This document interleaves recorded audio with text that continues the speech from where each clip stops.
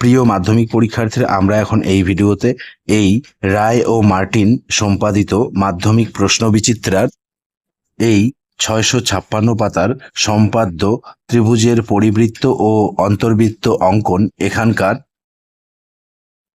Type 3 সমদ্বিবাহু ত্রিভুজের পরিবৃত্ত অঙ্কন এখানকার এই 2 নম্বর জ্যামিতিক প্রশ্নটি বা সম্পাদ্যটি আমরা এখন খুব সহজ সরলভাবে আলোচনা করে অঙ্কন করব। ঠিক আছে, তো প্রিয় শিক্ষার্থীরা, আমরা প্রথমে প্রশ্নটি একটু ভালোভাবে পড়ি।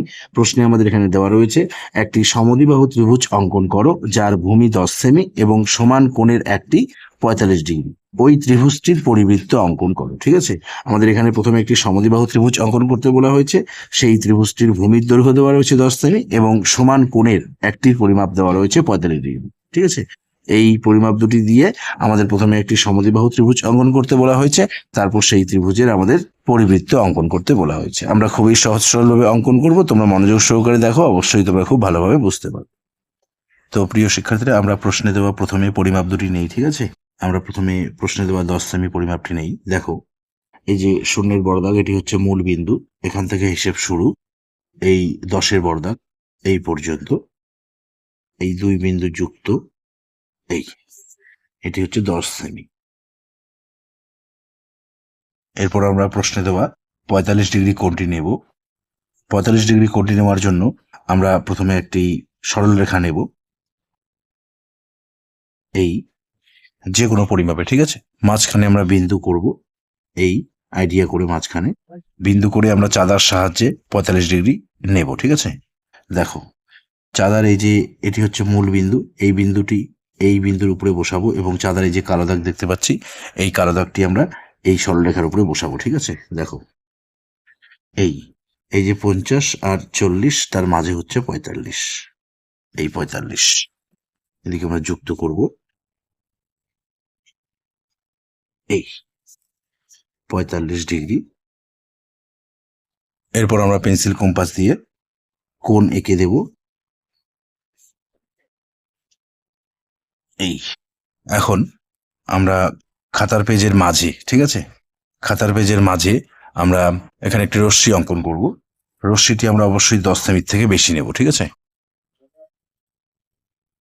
এই প্রায় আমরা 12 সেমির মতো নিলাম। এই এখানে রশ্মির বাঁ দিকে বিন্দু করে এখানে নাম দেব আমরা বি, এদিকে রশ্মির চিহ্ন বিন্দু করে নাম দেব এক্স। এখন আমরা পেন্সিল কম্পাস দিয়ে প্রথমে ভূমির দৈর্ঘ্য, মানে প্রশ্নে আমাদের দেওয়া রয়েছে 10 সেমি, সেই 10 সেমির পরিমাপটি নেব। ঠিক আছে, এই দেখো, এই যে এভাবে আমরা 10 সেমির পরিমাপটি পেন্সিল কম্পাস দিয়ে নেব। ঠিক আছে, নিয়ে আমরা এই বি বিন্দুতে বসাবো, বসিয়ে এক্স রশ্মির দিকে বৃত্তচাপ কেটে নেব, এই। ঠিক আছে, এই যে এখানে বিন্দু উৎপন্ন হলো, এই বিন্দুর নাম দেব আমরা এখানে সি। আমাদের এখানে একটি সমদ্বিবাহু ত্রিভুজ অঙ্কন করতে বলা হয়েছে।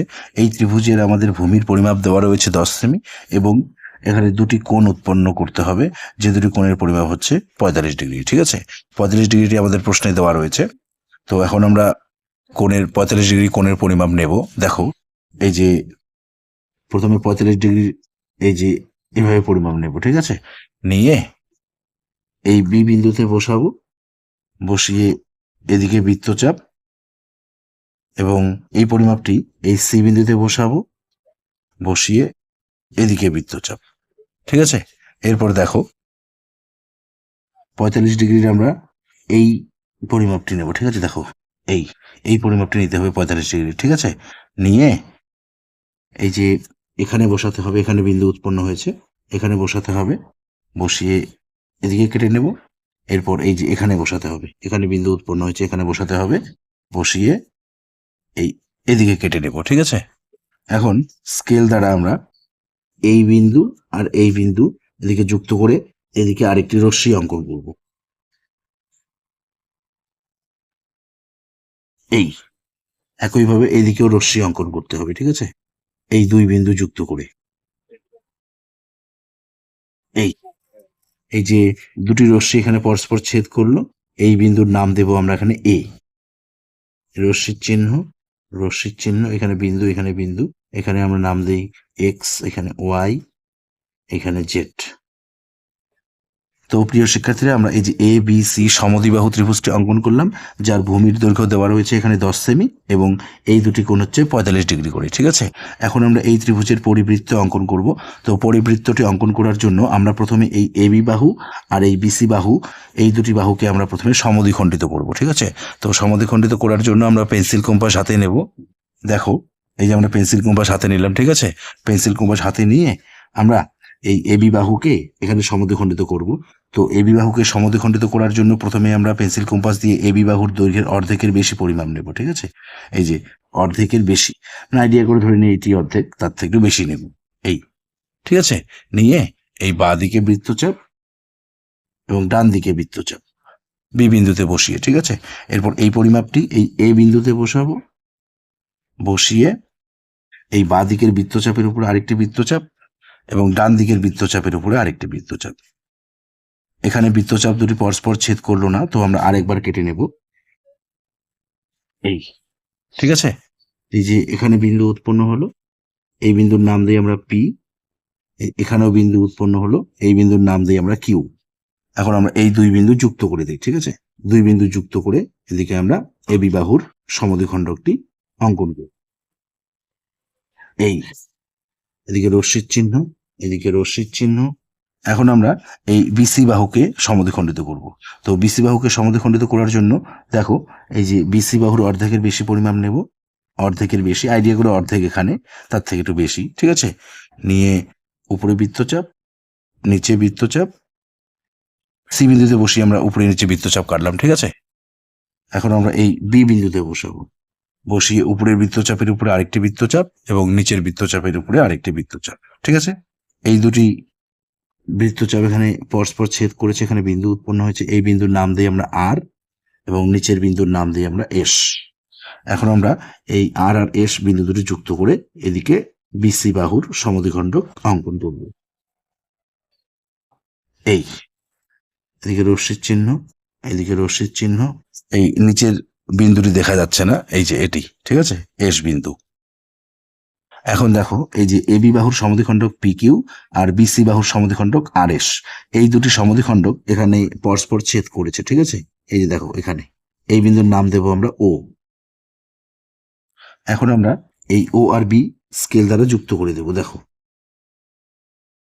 এই, তো প্রিয় শিক্ষার্থীরা, এখন আমরা এই পেন্সিল কম্পাস দিয়ে ও আর বির পরিমাপ নেব। ঠিক আছে, দেখো, এই এভাবে আমরা ও আর বির পরিমাপ পেন্সিল কম্পাস দিয়ে নেব। ঠিক আছে, নিয়ে পেন্সিল কম্পাসের কাঁটাটি কিন্তু আমাদের এই ও বিন্দুতে বসা থাকবে, বা ও বিন্দুকে কেন্দ্র করে আমরা এখানে এবিসি ত্রিভুজের পরিবৃত্তটি অঙ্কন করব। ঠিক আছে, দেখো, এই যে এভাবে।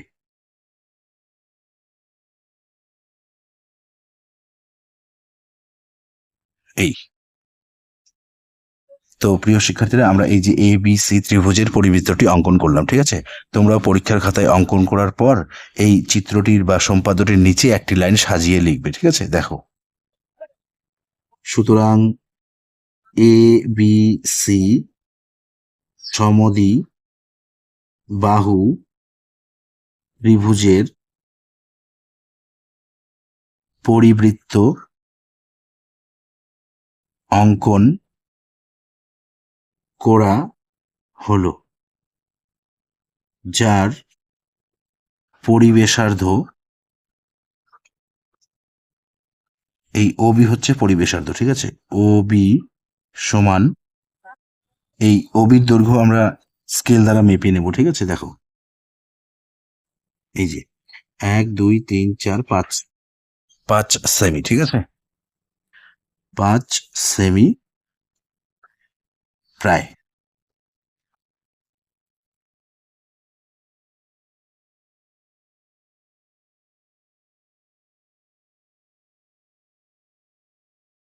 তো প্রিয় শিক্ষার্থীরা, নিশ্চয়ই তোমরা এই জ্যামিতিক চিত্রটি বা সম্পাদ্যটি অঙ্কন করার পদ্ধতিটি ভালোভাবে বুঝতে পেরেছো। তো এই ভিডিওতে এ পর্যন্ত, ধন্যবাদ।